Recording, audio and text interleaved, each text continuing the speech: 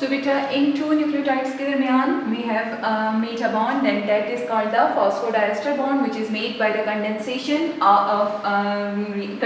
reaction between third carbon and the fifth carbon of the other nucleotide. ठीक है.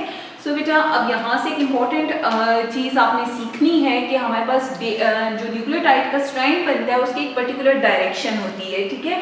सो उस direction को हम कैसे मेंशन करते हैं, आपने कहीं ना कहीं पे पढ़ा होगा कि हमारे पास जो न्यूक्लियोटाइड का स्ट्रैंड है वो 5 to 3 डायरेक्शन में होता है. ठीक है.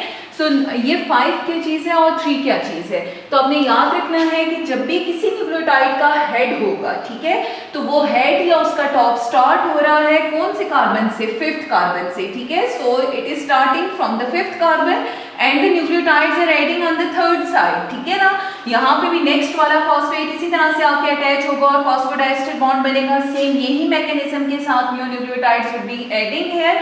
सो अगर आप देखो तो हमारे पास जो लास्ट कार्बन, चाहे इसके दरमियान मिलियंस ऑफ न्यूक्लियोटाइड्स ऐड हों, लेकिन इसी रिएक्शन मैकेनिज्म के थ्रू ऐड होंगे. सो जो हमारे पास एंड होगा इसका वो थर्ड कार्बन पे आएगा, यानी the chain is starting from the 5 carbon and is growing toward the third carbon, या nucleotides are adding at the third carbon of the first nucleotide. ठीक है. So the direction of the this nucleic acid strand is 5 to 3 direction. ठीक है. अब जो भी nucleotide होगा उसकी स्ट्रैंड होगा उसकी डायरेक्शन हमेशा 5 to 3 होगी. हाँ, लेकिन सम टाइम जब डबल स्ट्रैंडेड स्ट्रक्चर आ जाते हैं तो वो यूजुअली एंटी पैरेलल हो जाते हैं. तो एंटी पैरेलल का मतलब ये है कि वो डायरेक्शन यूं होगी. ठीक है.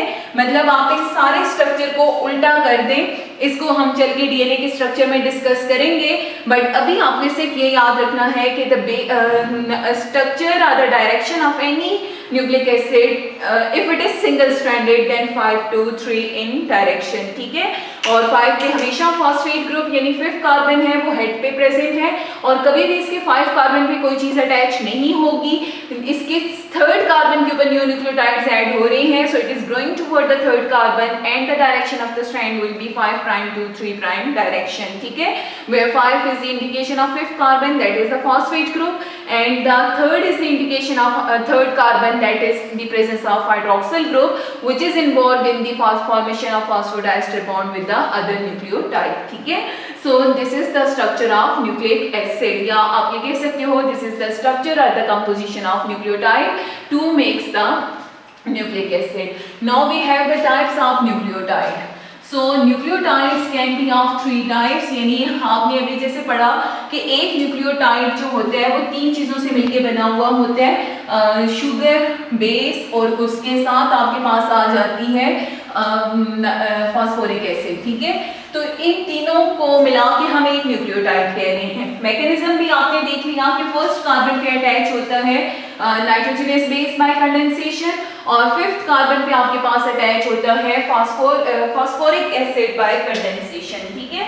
और फिर न्यू न्यूक्लियोटाइड्स ऐड होते हैं 3 to 5 कार्बन के दरमियान और वो आपके पास चेन बनाते हैं जो कि 5 to 3 डायरेक्शन में होती है और जो बॉन्ड बनता है उनके दरमियान में उसको हम फॉस्फोडाइस्टर बॉन्ड कहते हैं. ठीक है. नाउ आपके पास नेक्स्ट टॉपिक है टाइप्स ऑफ न्यूक्लिक एसिड या टाइप्स ऑफ न्यूक्लियोटाइड्स. पहले देखते हैं. सो बेटा टाइप्स ऑफ न्यूक्लियोटाइड्स में हमारे पास 3 टाइप्स होती है न्यूक्लियोटाइड्स की. The first is called mononucleotide,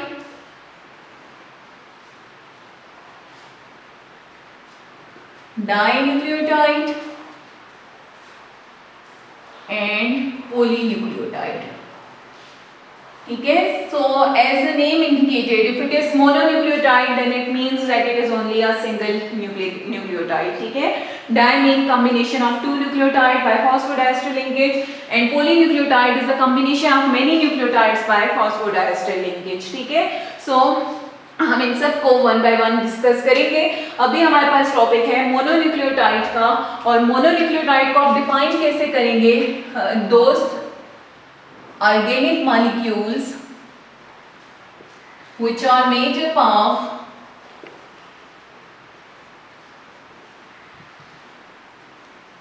single nucleotide. ठीक है. सिंगल न्यूक्लियोटाइड से मिलके बने हुए होंगे उनको आप बोलेंगे mononucleotide and the composition of the mononucleotide is single nucleotide. So single nucleotide की कंपोजिशन आपको पता होनी चाहिए, न्यूक्लियोसाइड प्लस फॉस्फोरिक एसिड, ठीक है। इसके एक कॉमन एग्जांपल है बेटा एटीपी, जो कि आप एनर्जी करेंसी के तौर पे पढ़ते हैं कि ग्लाइकोलाइसिस हुई तो एटीपी बने, क्रेब्स साइकिल हुआ तो एटीपी बना, इलेक्ट्रॉन ट्रांसपोर्ट चेन हो रही है तो एटीपी बन रही है, या जो है वो एनारोबिक रेस्पिरेशन के रिजल्ट में एटीपी बन रही है। So what is this ATP, ठीक है। एटीपी इज एडिनोसिन ट्राइफॉस्फेट, ठीक है। सो adenosine here is nucleoside. Now this nucleoside adenosine is made up of two important components. The first is pentose sugar, that is ribose, and it is adenosine, so it means it contains the nitrogenous base, that is adenine, ठीक है। So the combination of ribose with adenine is called adenosine, and triphosphate, it means the addition of 3H2PO4 will occur here to form the triphosphate, yani 3-phosphate will be adding with the nucleoside to make the adenosine triphosphate, but the main structure or the main nucleoside is single, so that's why it is considered as mononucleotide, okay। अब हम देखते हैं कि ये mononucleotide बनता किस तरह से है। सो बेटा आपके पास वही फॉर्मूला आपने याद रखना है कि पहले आपके पास है शुगर, और शुगर के साथ अटैच होगा फर्स्ट कार्बन पे एडेनिन, और फिफ्थ कार्बन पे अटैच होंगे फॉस्फेट ग्रुप्स, लेकिन एक फॉस्फेट यहाँ पे अटैच नहीं होगा, यहाँ पे कॉम्बिनेशन ऑफ 3 फॉस्फेट्स होंगे, ठीक है। सो किस तरह से अटैच होते हैं, सो इसको हम देखते हैं। फर्स्ट आपके पास है राइबोस शुगर,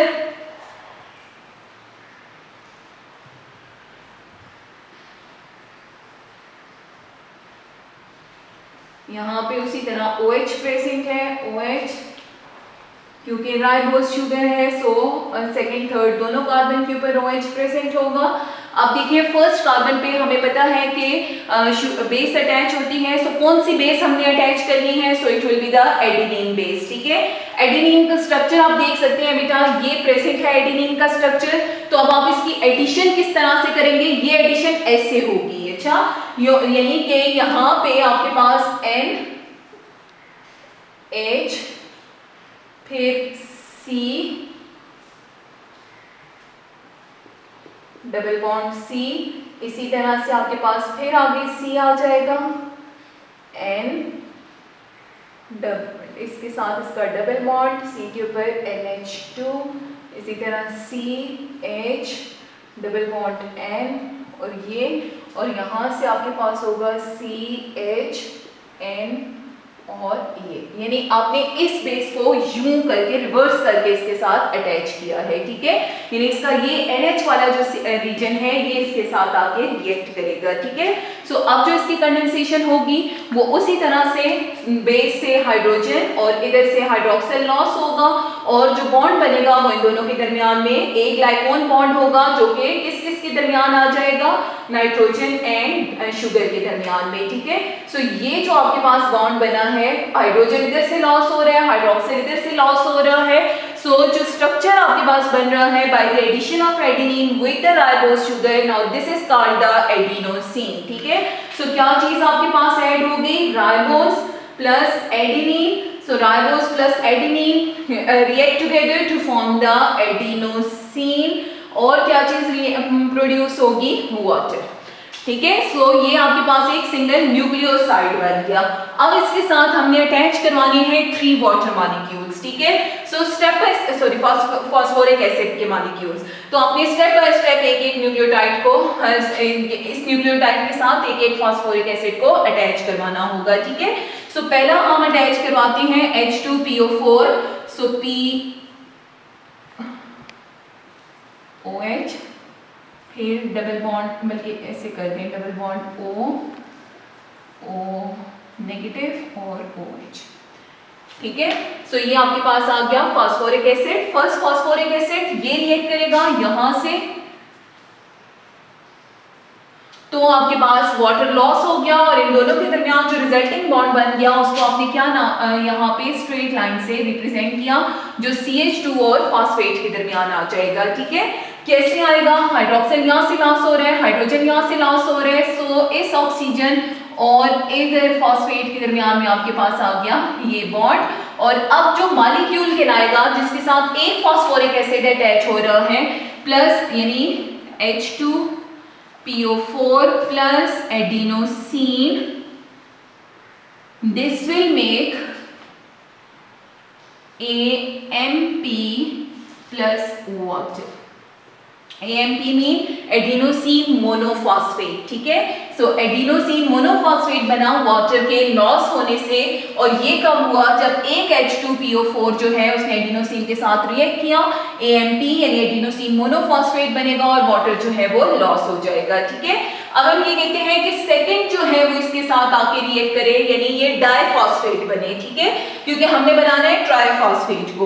सो सेकंड भी इसी तरह से होगा, POH double bond O negative और OH। ठीक है, सो ये आपके पास आ गया सेकंड फॉस्फोरिक एसिड। ठीक, सो जब सेकंड फॉस्फोरिक एसिड इसके साथ रिएक्ट करेगा, अगेन बेटा आपके पास रिएक्शन इसी तरह से होगा, यानी कंडेंसेशन होगी, वाटर लॉस हो जाएगा। ठीक है, सो जब यहां से कंडेंसेशन हुई है, वाटर लॉस हुए, जैसे इधर से माइनस वाटर हुआ था, तो इधर से ये वाला जो कंपोनेंट है ये भी वाटर को लॉस करेगा, और सेकंड जो बॉन्ड बनेगा आपके पास उसको आप ऐसे बेबी डायरेक्शन में शो करेंगे, क्योंकि ये अब जो एडिशन हो रही है ये with the expense of energy हो रही है, और this bond is formed which is called as high energy bond. ठीक है, सो अब देखें, अब जो आपके पास यानी AMP H2PO4 negative plus AMP, तो ये आपके पास बना एडिनोसिन डाइफॉस्फेट, और अगेन आपके पास जो है वो वाटर लॉस हो रहा है। ठीक है, सो इट मींस के पहला एडिनोसिन के साथ फॉस्फेट ने रिएक्ट किया था तो AMP बना था, AMP के साथ फॉस्फेट ने रिएक्ट किया तो ADP बन गया। ठीक है, और दूसरा वाटर मॉलिक्यूल जो है वो लॉस हो गया। अब हमारे पास आता है थर्ड, यानी हमने ट्राइफॉस्फेट बनाना है।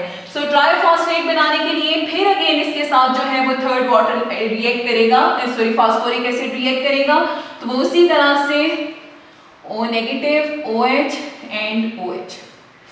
ठीक है, सो ये जब रिएक्ट करेगा तो वही रिएक्शन हो रहा है, यानी यहाँ पे प्लस हो रहे हैं इन दोनों के दरमियान में।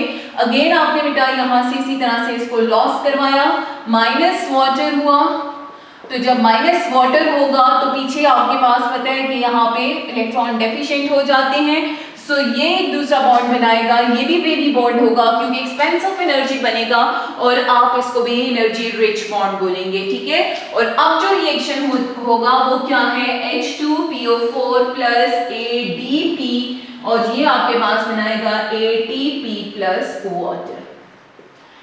ठीक है, so the synthesis of ATP is done by the addition of phosphate with the adenosine step wise. ठीक है, पहले एक फॉस्फेट रिएक्ट करेगा, फिर दूसरा फॉस्फेट और फिर तीसरा फॉस्फेट, और आपने याद रखना है कि फॉस्फेट फॉस्फेट आपस में रिएक्ट करते हैं, और इनके दरमियान जो पहला शुगर के साथ बॉन्ड बनेगा that is simple covalent bond, but जो बाकी के दो बॉन्ड बन रहे हैं इनको आप एनर्जी रिच बॉन्ड कहेंगे, क्योंकि इस बॉन्ड को बनाने के लिए ये हाई अमाउंट में एनर्जी को कंज्यूम करते हैं। ठीक है, और आपको पता है कि हमारी रेस्पिरेशन में ATP बनता है, सो वो ATP जो एक्चुअली बनता है वो इस प्रोसेस के थ्रू बनेगा कि यहाँ पे आपके पास जो है वो एनर्जी यूटिलाइज होगी और फॉस्फेट जो है वो इधर ऐड होगा। ठीक है, अब ये तो एक जो रिएक्शन हो रहा है, इस रिएक्शन को आप कह सकते हैं फॉस्फोराइलेशन ऑफ एडिनोसिन। ठीक है, क्यों इसको फॉस्फोराइलेशन ऑफ एडिनोसिन कह रहे हैं?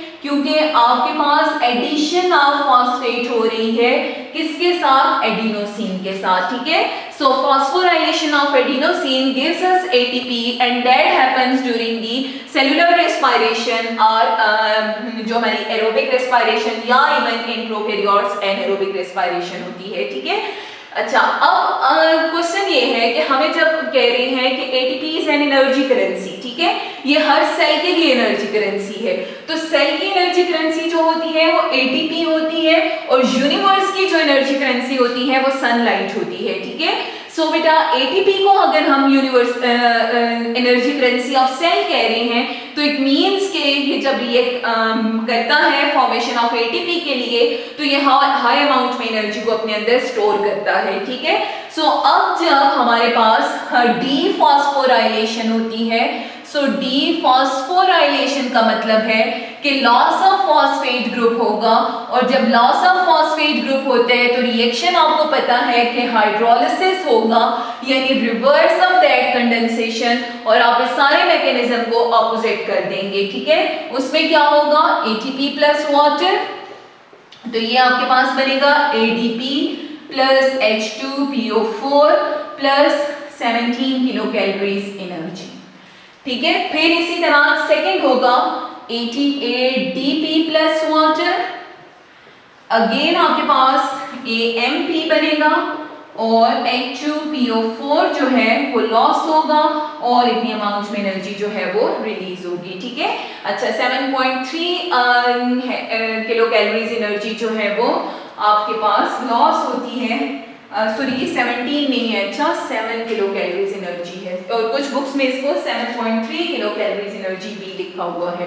सो अगर 7 है या 7.3 है ये ठीक है। अच्छा अब आपने याद रखना है कि कंडेंसेशन जब हुई थी तो एटीपी की फॉर्मेशन हुई थी, लेकिन और उस मैकेनिज्म को आपने फॉस्फोराइलेशन का नाम दिया था, लेकिन जब आपको एनर्जी की जरूरत है यानी मेटाबॉलिज्म हो रहा है तो उस टाइम पे डीफॉस्फोराइलेशन होगा, यानी लॉस ऑफ फॉस्फेट होगा, और this reaction is done by the hydrolysis, और जब ये बॉन्ड बनता है तो अपने अंदर एनर्जी को स्टोर करता है।